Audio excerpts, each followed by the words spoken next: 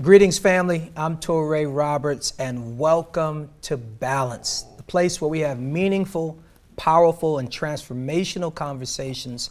And I'm so grateful for our guest today. It's going to be powerful.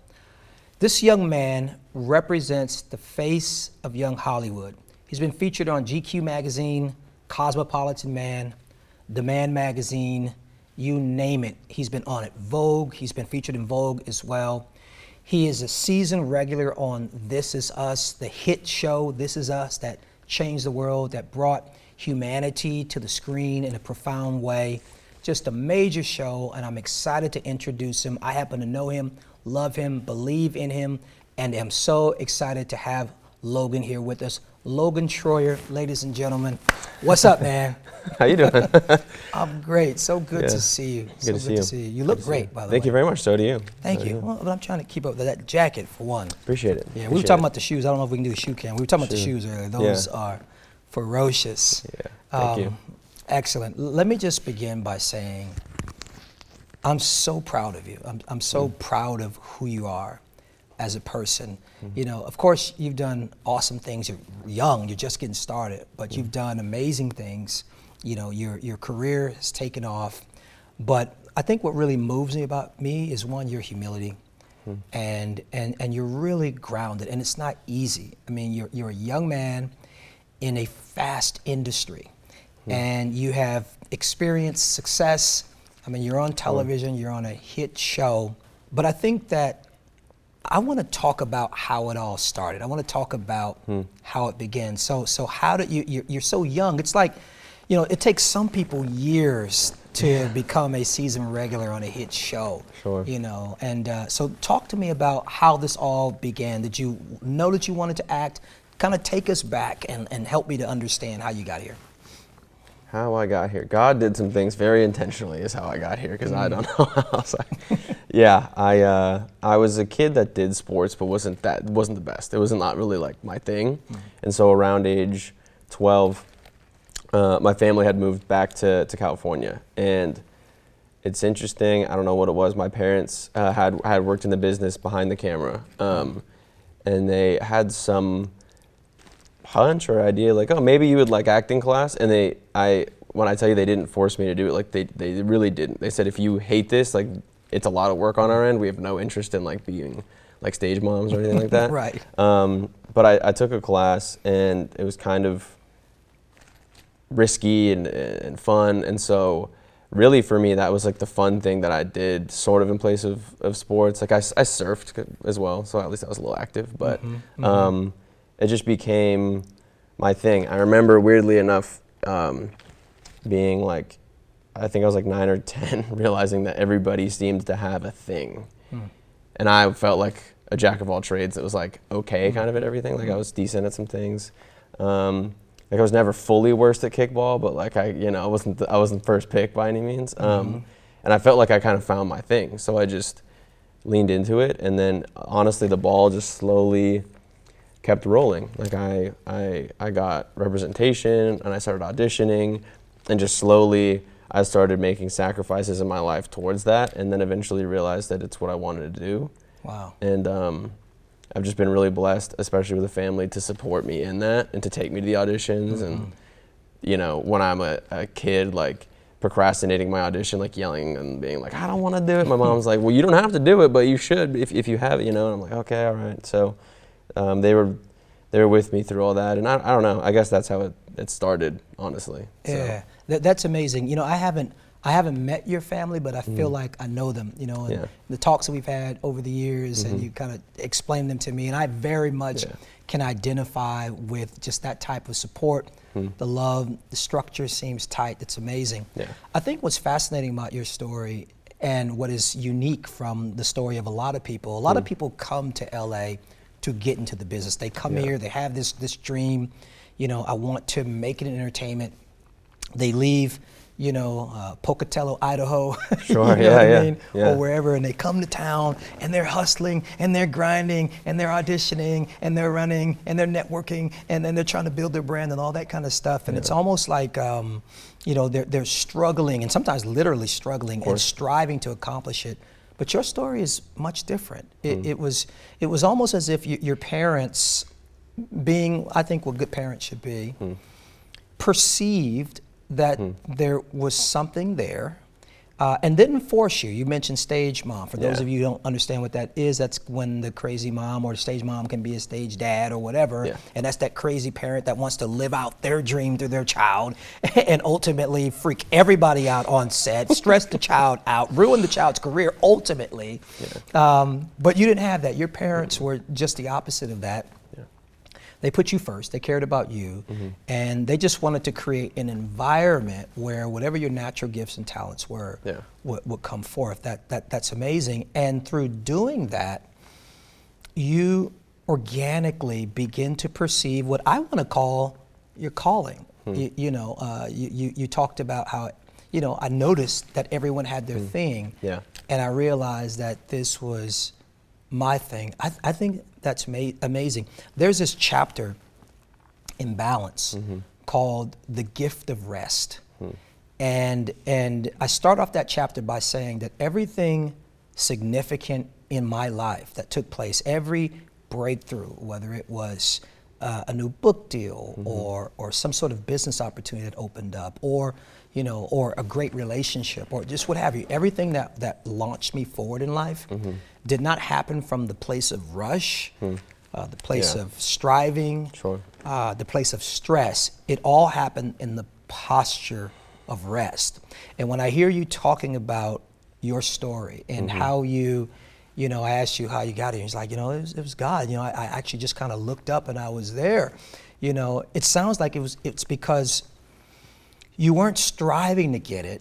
You were just being honest to what was in you. Is that accurate? It's completely accurate because it's funny. I was talking with my little brother Jude about it, on how how it looks, right? Like the show, and there's just it just has such a pedestal to it. But for me, it's just kind of like always been doing scenes. I'm just doing scenes. Like I used to do it as a little kid, and I pay for it to do an acting class, and I get to do it on set. Wow. And they happen to pay you there. So I love to do acting, and it's like they said that I could do it as a job, so I said, okay, I'll try to do this. Wait, this is so it feels like normal. Yeah. I mean, of course you're grateful, you're thankful and all that kind of stuff, but it doesn't feel like this special thing per se. It feels organic and germane to who you are as a person. I think that's the key. I think that many people unfortunately fall into the trap of trying to do something, trying to be something or to be somebody. And I think ultimately when you don't know who you are, or you're in this place of striving or trying to be somebody, you ultimately end up being an imposter. Sure. Because anything that if I know who I am, I don't have to try to be Touré. Totally. All I have to do is be Touré. Totally. And so your career now is really the byproduct of your authenticity. You being authentic to your gift. You not trying to be anything. That's one thing I love about you. I know people with not even half, with a tenth of the success that you've experienced. And they're walking around and they're all puffed up and you can't talk to them and they won't speak to you and they got 40 assistants and 40, you know what I mean? It's like crazy, like bro, you were a guest, you guest starred on one show and now this is crazy. But I think that what sets you apart, and you're in young Hollywood too, and you're a young man, I think that what sets you apart is, to your point, this is natural. I'm not trying to be anything. See, that's what I love, and that's what the gift of rest is all about. To be honest with you, it's coming to this place where you're not trying anything. You're not striving. You're not. Here it is. You're not operating from a deficit perspective, right? You have an awareness of who you are, and you have an awareness of what you have. And you have I possess it mentality as opposed to I am trying to possess it. I think I need to unpack that a little bit. You're not chasing success. You see yourself as successful. And what is success? And I'd love to hear your definition of success. Yeah. But I can tell you my definition of success is being authentic. For Touré to be successful, Touré just needs to learn Touré. And if I am a good Touré, GOAT, right? Greatest of all times. For me, I'm a GOAT. Greatest of all Tourés. Yeah. If I can just be Touré, I'm not only sufficient, I'm successful, because I wasn't charged to be Logan. I wasn't charged to be Paul. I wasn't charged to be Jenny. My only responsibility is to be me. Yeah. And if I am me, and I am enough, right? I truly am enough. And if I am me, I am successful. That takes all the pressure off of life. Yeah. Because life is going to respond to the real me. I think one of the reasons, and I want to get to your definition of success. Sure. I think one of the reasons why people get stuck, Logan, is because they haven't found themselves, and they've got all these images, and they're trying to find themselves in the images that are projected to them. Sure. You don't find yourself by looking at what's outside of you. You find yourself by being still enough to become self-aware, or to go to that deeper level I talk about in balance, being soul aware. But how would you define success? What does success mean to you? Success. I love what you just said about it being authentic, but how that can speak profoundly to all aspects of your life. For me, being successful is living out God's will for my life. Wow. Because I have plenty of ideas of how things could go and how this would be great, God, why don't we do this, Doesn't mean that's necessarily the most effective for the kingdom, doesn't mean it's necessarily what God has for me at this time and all that sort of stuff. So if I can just, which is very deeply connected to, the sort of deep idea of being who you really are, being who you are in God, in in the new creation, sort of that in that deeper sense. That it's interesting when you were saying that a lot of the work, even particularly in acting, that I've been doing probably any actor would say, it's just kind of getting out of your own way, and a lot of it is just being authentic, because there's so many rooms that I've walked in where I didn't feel like I belonged, or I didn't do, or it felt like other people were making it seem like I had to be somebody else, or this kind of thing. But all I was led to do and sort of could do, and having good mentors and my acting teachers and things like that, is just do what I do. That's all I have to do, is do what I do, do it the way you got to call it, how you see it, and then God will do the rest. And that's kind of how I've just approached this, and slowly I learn more of myself and grow and all that and that. But yeah, I don't know. There's a little thing on it how sounds I'm like thinking. you do know. I think that is a profound perspective to have for such a young person, a young man. You define success as discovering God's will and doing it. And I love, there's Jeremiah 29:11 is one of my favorite passages of scripture, where God says, for I know the plans that I have for you, plans to prosper you and not to harm you. And so it does take a trust, it does take faith, and a trust in God, that first of all, that God does have a plan. So even if you don't see it clearly, even if you don't, you're still trying to figure it out, you're trying to wrap your head around it, you can rest in the fact that God has a plan. And I love it. He says, for I know the plans that I have for you. So it's not this random thing, God's got a plan, and and Touré's plan. No, I've got a plan for you. I created you, I formed you. Not only did I create you and I formed you, but I created and formed this universe that I've placed you in. And in the universe that I placed you in, I placed everything that you would need to successfully be you in that, whether it's mentorship, education, resources, relationships. All those things are there, but those things can't respond to you if you're not you. Yeah. You know what I mean? So I know the plans that I have for you, plans to prosper you and not harm you, to give you a future and a hope. I think he says you 5 times, 4 or 5 times, check the math, check the passage, but 4 or 5 times in that passage, He says you. So there is an emphasis placed on you being you. I think that is amazing. And at a young age, at early age, you've embraced it. And I think that is exceptional. I want to talk to you about no. Yeah. There's a chapter in the book called The Power of No. Logan, you've had success. You've been on the cover of magazines. Your face is on a hit NBC show. You know, you've done other things, the Waltons. God has really blessed you and opened doors for you. And we know that when that happens, the floodgates of opportunities come crashing in. I mean, like every day there's something in the mailbox, or every day there's some phone call or some email. And I remember I heard Denzel Washington say something powerful, and he talked about how his career was defined. And he says that his career was defined by the roles he didn't take. Not the roles that he took and were amazing, but the roles that he didn't take defined his career. One, do you agree with that statement? And if so, how do you navigate saying no in an industry where people think that if you say no, you could ruin your career?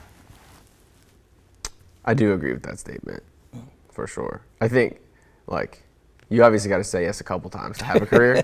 Right. Which he knows, and with it, you know, like, yeah, it's what you say no to. I think he also said, it's going to be a rough paraphrase, but I think he said like 3 movies defined his whole career, and so it puts even more of an emphasis on how important it is what he said yes to, or it's like the first 3 movies of your career define the rest of your career, or something like that, because it's what everyone knows you as. So unless you want to try to completely rebrand, it's like very hard to rebrand in such a drastic way sometimes, unless you're maybe at his level or something like that.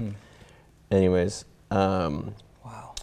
What was the other? What you're saying, you're right on the money. What you're saying, that you're essentially saying that the reason why you have to put your no out there or have your no readily available is because your yes is so expensive. What you choose to say yes to is what defines you. Yes. And if you have given all your yeses in places where you shouldn't have given nos, you have no yeses to give for the things that really matter. Totally. And I think it's a natural thing in this industry and in life that I guess I could try to phrase it into like the form of yes, but there's a saying kind of like work begets work, but work begets work of that kind is the truth. Oh wow! And so if you say yes to something that is against the grain of your authenticity, for me something I don't feel God is calling me to do, or something that is just not, then not only are you doing that, and that time is spent on this instead of this, but now you're this far down this road, and you would have to almost sort of circulate back. And it's not to be like, oh, don't be afraid to say yes to anything, but I mean, I'm in this exact spot. I'm learning it as well with all of the opportunities and stuff. It's new to me. I feel strange at times. I'm saying no to a movie. Right. What the heck? No, but it's a no. Wait, you just said something so profound. I wanted you to finish your thought, but I got to go back to this thing that you said. You said work begets work, but the caveat is that work begets work of its kind. That is, you can apply that to anything in life. Yeah.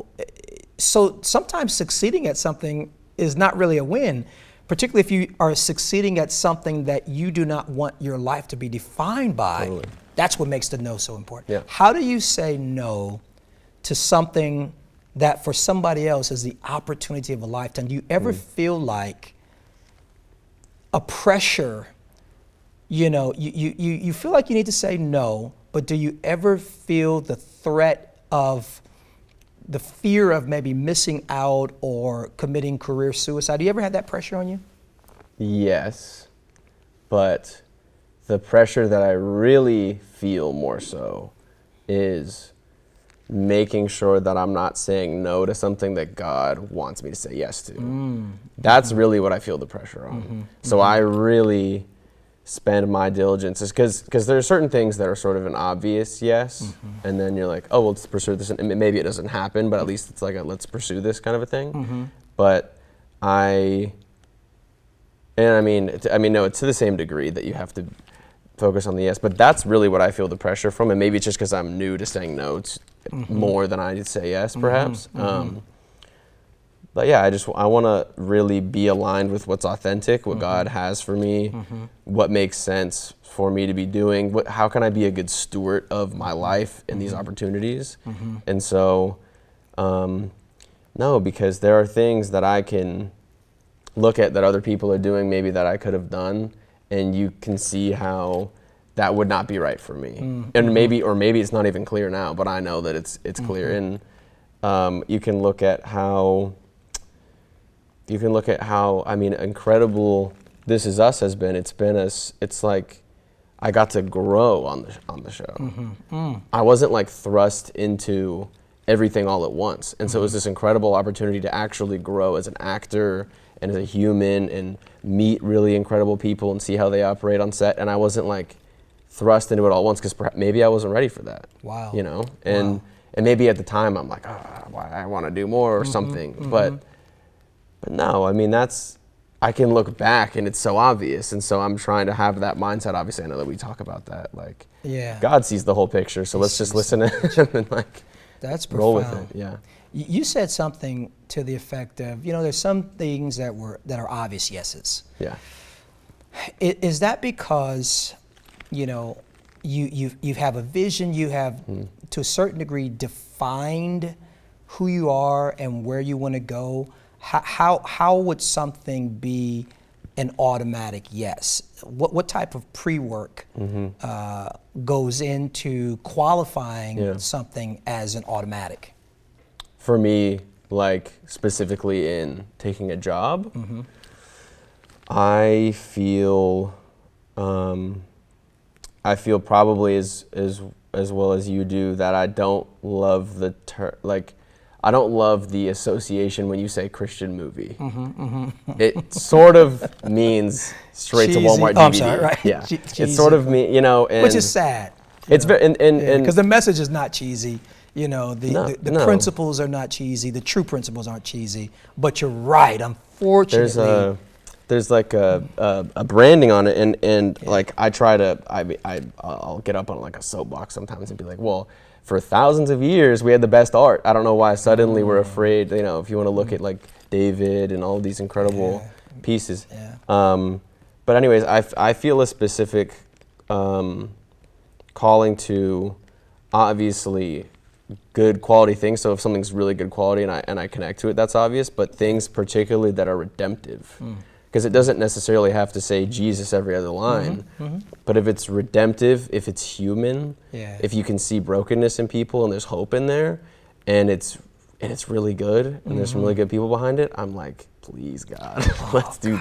And that's what I feel. It's what I feel led to. And people do it. Obviously, not all Christian movies are that, and I think there's actually a lot of movies that are really great that people don't know about, that don't get rallied behind, interestingly enough, and or maybe it's just not branded as so Christian, so people don't think about it like that. But anyway, I love what. First of all, This Is Us, for me, embodied in many respects the principles of what we believe. Sure. I love it. You said, hey, first of all, it's got to be excellent. I think that it's actually unfortunate that the Christian film industry has been, there's a stigma on it, and not even so much for dogma, because dogma is dogma, and I don't necessarily subscribe to dogma, but the production value, and the acting, and it's almost like, well, as long as you stay in Jesus, then it's going to be anointed. Not necessarily, because in order for something to be anointed, it has to be. Jesus was excellent.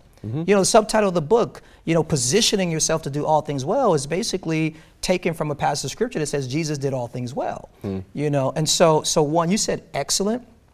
You said that expresses the human condition. The gospel is about, really the Son of God taking on flesh and becoming human to have a connection and a relatability to human experience, not to judge or condemn humans, but to have a connection and to say, if I rise, you can rise too. And then you said redemption. So excellence, humanity, a love and appreciation, a celebration of humanity, and redemption. We all need redemption at some point in time in our lives. That trinity, how about that trinity, right? Yeah. Excellence, a love and appreciation for humankind, and a story of redemption, that for me is very much gospel. And I love how you haven't lowered your standards just to put a stamp on, the Christian stamp on a project. I think that's amazing. And your impact will be so far greater because excellence speaks of God. I'm telling you, excellent. In fact, in Psalm, it says, "Oh Lord, how excellent is your name." Yeah. So I don't give breaks to Christians who aren't excellent. Sure. I'll say, I appreciate your intention, go to school. I appreciate your intention, spend some money in your production value. Sure. Because I don't want, you can't represent an excellent, infinitely creative, innovative being, my God, with that mediocrity. So I love that you take a stand for excellence because we need more excellent things that we can be proud of. I'll be honest with you. Sometimes they want me to promote, some Christian filmmakers want me to promote their films through my platform. Sure. They have a large platform, and many, of course, are believers in my platform. Yeah. I'll say, let me see the film. It's not an automatic, dude. Of course. It's not, let me see the film. Oh, bro, I cannot. Listen, I have a reputation. I got people, I got Logan in my church. He's going to look at that, and others, they're going to look at that and be like, PT, now my credibility is shot because I tried. No. Is it good? Is it excellent? Sure. Have you done your job? Sure. Yeah, and I think, and I know that you would agree with, like, obviously people that are growing and learning, like there's no shame in being it, because I was terrible, obviously, when I started act like shame. Everyone starts, but there is a certain level of, like, you can't just throw it all on God just because God's, like, there's a certain level of, like, we're called to be good stewards. There's the parable of talents. I mean, there are things that God intentionally does to help us grow and be good. I mean, anyways, I don't want to go on like a whole massive rabbit hole with that. But yeah, I think that's very true, obviously. So, as a believer in an industry who has been given great influence in an industry that reaches the whole world, do you feel a lot of pressure to get it right? Yes. I do, but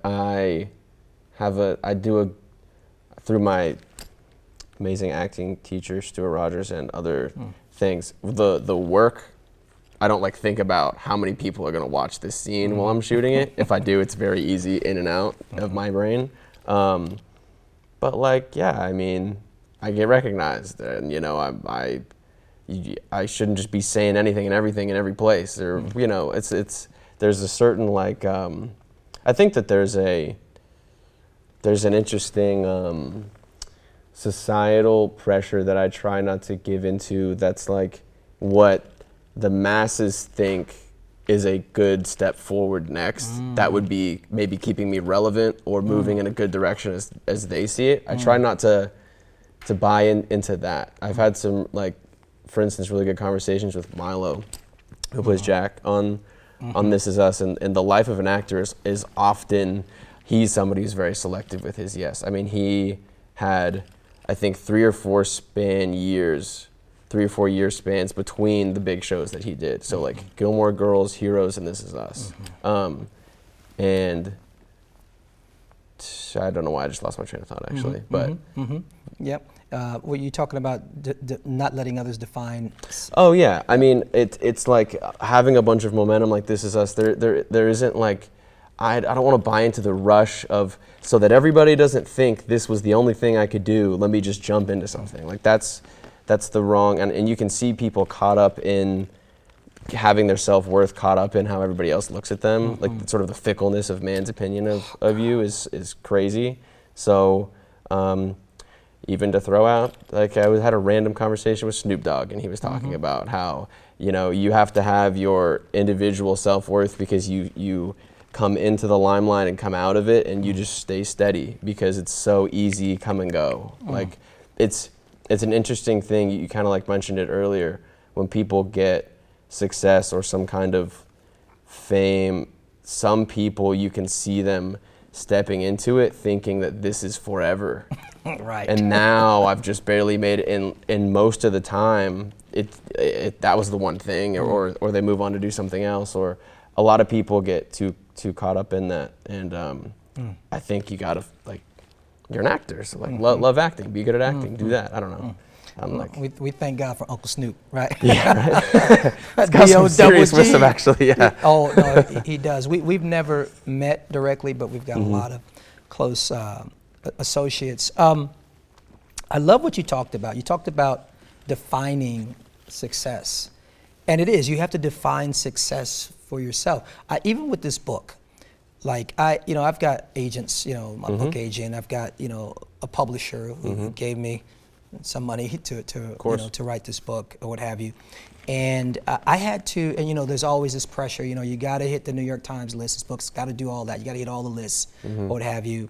And if you're not careful, you can find yourself allowing the success of something that you birthed to be placed in the hands of somebody else. And so what I did recently in my time of meditation and prayer, because I felt myself tracking the sales and doing all this, striving, right? Not operating from that place of rest. Yeah. And so what I did early in the morning, my meditation time, was I defined for myself what success with balance would look like. Yeah, that's great. And it was powerful. I got like 5. And first thing that was interesting is one of the things that God told me right away was, he said, you're already in the territory of success because you wrote it.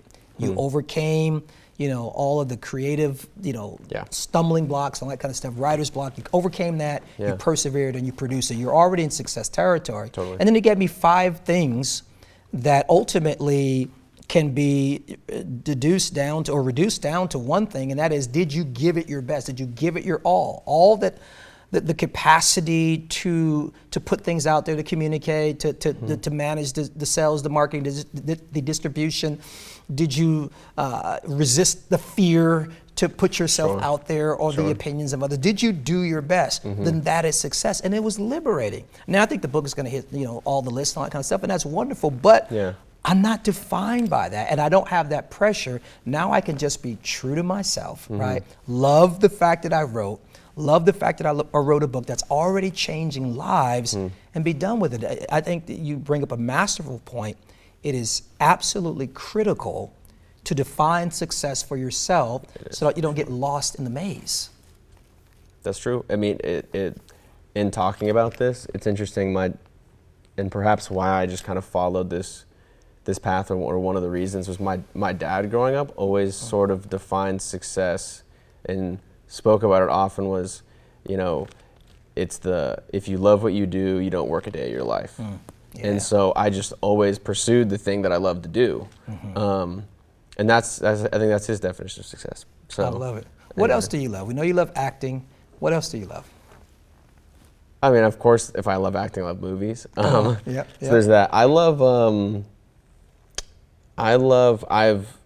really love this. Sorry. I love Ecclesiastes, and what I mean by that is there's that sort of those verses about enjoying life in that sort of image of like a dinner, and I've just come to really enjoy being with good people and enjoying good food and trying to like lean into that. I am a perfectionist, so this sort of like workaholic mentality is easy to kick in, and have learned to like lean into enjoying those moments. Like God, like I don't have to just be working all the time. God can give me this, and I can enjoy this, or a quiet time. I also love to surf, so there's the quiet time on the ocean and connecting with God's creation. And now, how connected are those things to the regular disciplines that you employ to keep you from losing self in the midst of such tremendous success?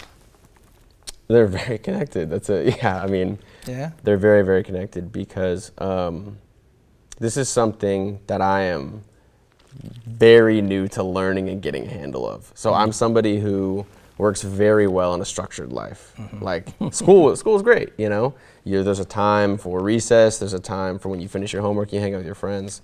And now I've been led by God, but also chosen a landscape of, you thought you were doing this tomorrow, just kidding, you're doing this. You thought you were doing this week. The next month, actually, you're going to be in Atlanta. And, I've had to learn to balance a schedule and learn, and I don't know if it sounds like not that exciting or not that interesting, but it's been profoundly impacting my life recently, even in the way that God, if you want to get into, God created us with a circadian rhythm, with a like things happening at the same time and getting into a rhythm of things has just given me momentum in my life. And so one of the things that I felt, I still do even, that I work through, is feeling guilty about taking time for something like surfing or just being with friends to balance, you know, sanity and being who I am and whatever other purpose God has for that, you know. So I don't think that guilt and that struggle is unique to you. Sure. I think many of us, there's a chapter in the book called "There's No Team in I," and it's obviously a dig at the popular adage, "There's no I in team," because many people don't know the difference between selfish and self-full. The prioritization of self is everything. In fact, if you don't prioritize self, you do those that you love, those that, you know, you do your director, you do the producers, executive producers. If you don't take care of you, you're actually doing a disservice to the people that you have to do with, because you can't bring your best self to anything. And so one of the things that I do in that chapter is I break up the lie that says to prioritize you is selfish. No, it's not selfish, it's self-full. What's the difference between being selfish and self-full? Selfish is when your whole world is about you and you can give a rat's tail about anybody else. That's selfish, right? That's narcissism. Self-full is to be mindful of self, right? And to be, anyone's studies show that, you know, self-aware people, you know, do better. You know, they're better in relationships, they promote well, they do well, their output is great. And when you, in order to be aware of self, you got to take time with self, you know, and you've got to prioritize self. You know, I always reference the great commandment when Jesus was questioned, what's the greatest commandment? He says, I'll tell you what that is. Love the Lord your God with all your heart, mind, soul, and strength, and then love your neighbor as you love yourself. Most people get the sequence off. They think that he's saying it's your relationship with God, it's your relationship with your neighbor, it's the way you love God, the way you love your neighbor, and it's the way you love yourself. No. The sequence is different. He says, love your neighbor as you love yourself. So the sequence is God, your prioritization. You prioritize God in your life, because if you prioritize God, you will produce a better self. And then you prioritize yourself next, not your friends, not your whomever. They're important. That's why they're 3 on the list, but they're 3, not 2. They're number 3. And when you take care of yourself, how you love everyone else is predicated by the benchmark that you've set by loving you. So I love that there's so many things that you understand about success and doing well and ultimately balance. And I'm just proud of you. You know, I know I say that, and I'm not your dad, you know, although I'm old enough to be your dad. You know, I could be your dad. I'm old enough to be your, but you have an amazing dad. I'm not trying to son you. I am just saying, man, I'm so proud of you. And I'm proud of who you are. I'm proud of the way that you see the world. I'm proud of your commitment to be the best version of yourself. You're not perfect. Who can be? I'm not perfect. No one's perfect, you know. But you take life seriously. Not so serious that you can't get on a surfboard or laugh and have fun or have dinner with me and Ty and everyone else. But you take it serious enough to know that your life matters, your purpose matters, your calling matters, and you are committed to stewarding this moment that God has given to you. And I love the fact that you see it as a moment. You're not settled in it. If you see it as a moment, then you will be humble enough and hungry enough to follow wherever the calling leads you. And that's how you stay current. That's how you want to have and live a has-been proof existence. You know, a has-been, well, you will never be a has-been. Is to keep that mentality. Is to say, I'm going to pursue wherever that knowing, wherever that calling leads me, because wherever it leads me, I will be current, I will be up to date, you know, in my 20s, in my 30s, and in my 40s, because that I'll be current because I'm connected to God's current. And God's current is a flow. And that's what balance is all about. It's about being aligned with God's current and with God's flow so that you can do all things well. That's so interesting that you say that, because I in this moment realized that I've taken that for granted, that I look at it as a moment. I literally said it earlier. Some people think of it as, yes, this is now everything forever. This is how it is. Whatever moment they're in. But yeah, I mean, it's there's another thing I can thank God for, is the gift of, like, this is a moment, and I feel the responsibility, but in a positive way, to steward these moments. And it's not pressure. It's a positive sense of responsibility. Totally. And the same God who called you will back you up. He'll give you grace. Yes. He'll give you wisdom. He'll give you navigation. He'll protect you. He'll protect what he started in you. Man, this has been incredible. This has been amazing. My prayer for you, it's a prayer and a proclamation over you, is Psalm 1 and 3. And I say this often. You've heard me say it in church, but I'm speaking it over you in this moment as a reminder, as that which will gird you in every season. And it's this, Psalm 1 and 3. It talks about blessed is the man.